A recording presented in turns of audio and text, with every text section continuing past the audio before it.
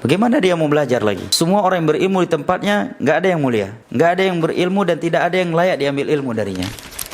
Sedangkan kalau para ulama tidak lagi dimuliakan, maka ini akan membuat manusia tidak lagi belajar mengambil ilmu agama kepada mereka. Tatkala manusia tidak lagi menuntut ilmu agama dan berada di dalam kejahilan, maka hanya kehancuran yang terjadi. Mereka akan berada di dalam kehancuran, keterpurukan dan kerusakan. Oleh karenanya Imam Ibnu Qayyim rahimahullahu taala mengatakan, "Ma min khairin fid dunya illa min atharil ilm, wa ma min syarrin fid dunya illa min atharil jahl." Tiada suatu kebaikan di dunia ini kecuali buah daripada ilmu agama. Dan tiada suatu kejelekan yang terjadi di dunia ini kecuali sumbernya, sebabnya adalah kebodohan. Kebodohan adalah sumber segala malapetaka. Kebodohan adalah pintu paling besar yang menjerumuskan seorang hamba ke dalam neraka Allah Jalla wa'ala. Dan menggibah para ulama, orang-orang yang berilmu, akan menghancurkan agama. Karena tatkala mereka digibah dan kehormatan mereka telah hilang, sehingga kaum muslimin, keumuman manusia tidak lagi belajar dan menuntut ilmu agama, maka mereka akan berada di dalam kejahilan. Dan apabila mereka sudah berada di dalam kejahilan, maka malapetakalah yang akan menimpa mereka. Mereka akan terjumus ke dalam kesyirikan, ke dalam kebid'ahan dan berbagai kejelekan.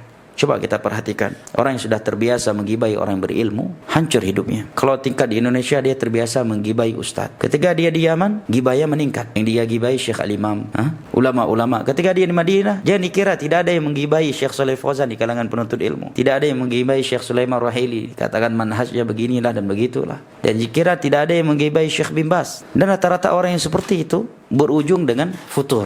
Bagaimana dia mau belajar lagi? Semua orang yang berilmu di tempatnya, nggak ada yang mulia, nggak ada yang berilmu dan tidak ada yang layak diambil ilmu darinya.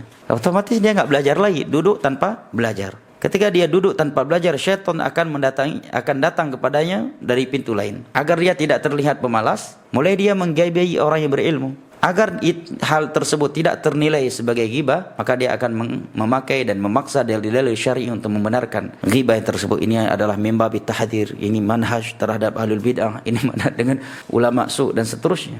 Dan lebih buruk dari itu, kata para ulama, tatkala dia sudah tidak belajar, dia juga memalingkan orang lain dari ilmu agama.